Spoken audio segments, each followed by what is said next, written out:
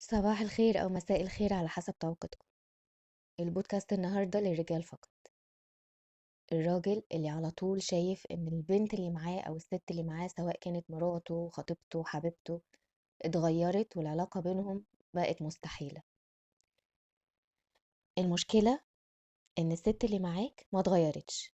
المشكلة إنك بطلت تشوفها، بطلت تلاحظ التفاصيل الصغيرة اللي كانت بتفرق معاها، بطلت تسمعها وهي بتحكي، بقيت تسمعها وانت ماسك الموبايل أو سرحان في أي حاجة تانية.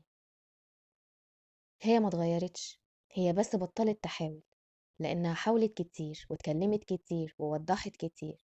انت كنت دايما بتقولها انت مكبرة الموضوع، بس الحقيقة انها كانت بتحاول تنقذ العلاقة بينكم.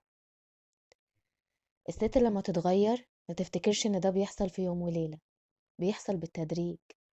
كل مرة ما تسمعهاش، كل مرة تستهزأ بمشاعرها، كل مرة تكسفها قدام الناس أو تضحك على كلام قالته، بتبعد خطوة صغيرة منها. بعد فترة بتلاقيها سكتت.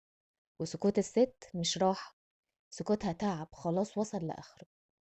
هي كانت بتضحك علشان تفضل العلاقة خفيفة، كانت بتسامح عشان تحافظ على اللي بينكم، كانت بتتنازل علشان بتحبك. بس لما كل ده ما تقدرش، هي ما اتغيرتش، هي بس قررت تحافظ على نفسها شوية. وانت لسه بتسأل لغاية دلوقتي هي ليه بقت باردة، ليه مش بتتكلم معايا زي الأول؟ عارف ليه؟ عشان هي خلاص اتكلمت بما فيه الكفاية. كل مرة كنت ترد رد يوجعها أكتر من الكلام اللي كانت بتقوله. الست مش عايزة راجل مثالي، عايزة راجل يسمعها يحس بيها، يحترم تعبها، ويفهم ان الحنية مش ضعف وان الاهتمام مش زيادة. هي ما اتغيرتش، هي بس زهقت من انها دايما تكون الطرف اللي بيحارب عشان العلاقة تعيش. لكن انت بتتصرف كأن وجودها مضمون. على فكرة، مفيش حد مضمون. حتى اكتر الناس واقرب الناس ليك اللي انت بتحبهم ممكن يبعدوا في لحظة لو وجعت قلبه. هي ما اتغيرتش، هي بس بدأت تلاحظ انك مش بتسألها مالك زي الأول. لما بتدخل البيت ما بتبصش تشوفها زعلانة ولا مبسوطة، بقت بتاخد وجودها كأنه روتين. لكن هي إنسانة، محتاجة تحس إنها لسه بتهم. الست لما بتحس إنها مش متشافة بتنطفي، مش بس من جواها لأ، كل حاجة فيها بتبرد. ضحكتها اللي كانت صافية، كلامها اللي كان كله طاقة، نظرتها اللي كانت فيها شوق، كل ده بيختفي لما بتحس إنها بتدي ومش بتتقدر. بس المشكلة إن الراجل ساعات بيحس إن الست دي اتغيرت فجأة. يقولك كانت في الأول حنونة عليا دلوقتي بقت عصبية، كانت بتضحك على طول دلوقتي بقت نكدية. طب هي ليه بقت كده؟ مين اللي طفى اللمبة اللي كانت جواها؟ هي ما اتغيرتش، هي بس خاب أملها.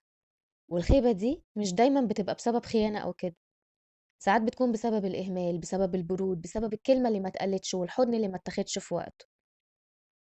عارف ايه أكتر حاجة بتوجع الست؟ إنها تلاقي نفسها بتشتاق لنسخة منك انت كانت موجودة زمان، مش للراجل اللي قدامها دلوقتي. تشتاق لضحكتك معاها زمان، لحنيتك لما كنت بتخاف عليها. الست مش بتدور على الكمال، بتدور على الأمان، على راجل يخليها تحس إنها مطمنة، مش محتاجة تمثل إنها قوية طول الوقت. انت عارف لما الست تبطل تشتكي، ده مش معناه إنها ارتاحت، ده معناه إنها اتوجعت كفاية ومش فاضل فيها طاقة تشرح. سكوتها مش راحة، سكوتها استسلام. مش لأنك غلبتها لأ، لكن لأنها حبتك أكتر من نفسها. ولما ما لقيتش مقابل، قررت تحمي الباقي من نفسها اللي لسه فيه حب. هي ما اتغيرتش، هي بس قررت تكون عقلانية شوية بعد ما كانت عاطفية قوي.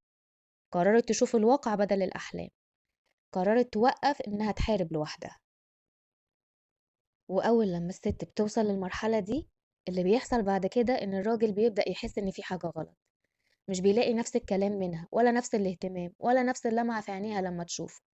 وهنا يبدأ بقى يدور هي مالها، هي اتغيرت ليه. بس الغلط إنه بيسأل السؤال ده متأخر. هي كانت بتديك إشارات كتير قبل ما تبرد، كانت بتسكت بعد خناقة، مش لأنها اتخطت لكن لأنها زهقت تشرح. كانت بتضحك عشان ما تبينش كسرها، وكانت بتقول ماشي وهي من جواها بتنهار بس انت ما خدتش بالك. ولما بدأت تبعد، انت أول حاجة عملتها إنك أخدت موقف على كرامتك. قلت ما هي بردت خلاص خلاص خلينا نسيبها. بس الحقيقة إنها كانت لسه مستنياك تمدلها إيدك وتقول أنا هنا وسامعك. بس انت ما عملتش كده. ساعتها هي بدأت تبني بينك وبينها سور صغير، مش عشان تكرهك، علشان تحمي نفسها. الست لما بتبني سور ما بيكونش عشان تخرج منه، بيكون عشان ما تتوجعش تاني. وبعدين لما تلاقيك بدأت تحاول بعد فوات الأوان، بتبصلك بنظرة غريبة، نظرة فيها حنين بس كمان فيها حذر. تبقى عايزة تصدقك بس قلبها من جوه بيبقى خايف، لأنها فاكرة كل مرة وعدتها فيها إنك هتتغير وده ما حصلش. وهنا بيحصل الاختبار الحقيقي، هل أنت فعلا ناوي تصلح ولا بس خايف تخسرها؟ لأن الفرق هنا كبير قوي. اللي بيصلح علشان خايف يخسر بيحاول شوية ويرجع زي ما كان، لكن اللي بيصلح علشان فهم غلطه بيغير طريقته كلها. هي ما اتغيرتش، هي اتألمت، والألم بيغير الإنسان من غير ما يحس.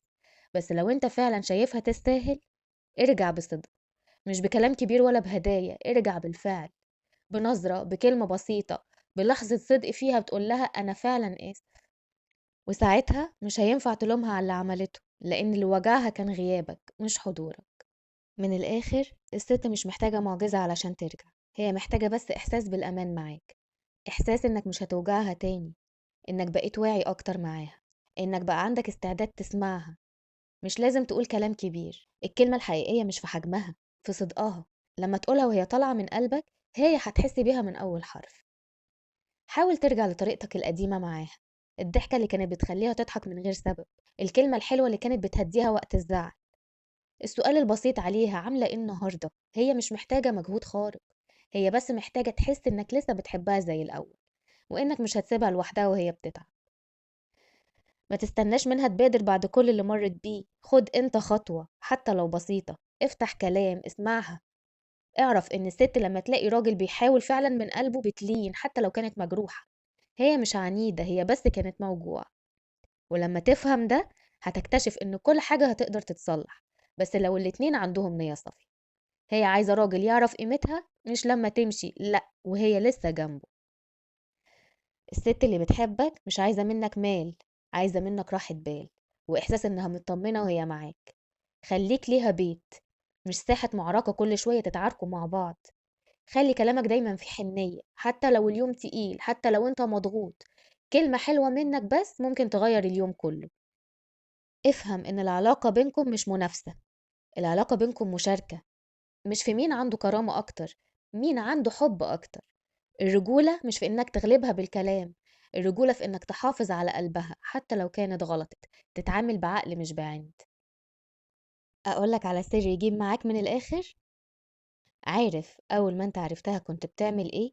كنت بتحاول تلفت انتباهها، كنت بتضحكها، كنت بتسأل عنها، كنت بتخاف تزعل منك. كل التفاصيل الصغيرة دي هي اللي خلتها تحبك. ارجع بقى واعمل كده تاني، ارجع لنفس الراجل اللي كانت بتحبه في البداية، مش عشان تمثل عليها، علشان تفكر نفسك انت كنت بتحبها ازاي. وأول ما هتعمل كده هتتفاجئ إنها رجعت تديك أكتر بكتير من اللي كنتوا بتطلبوا منها. أشوفكم في الحلقة الجاية.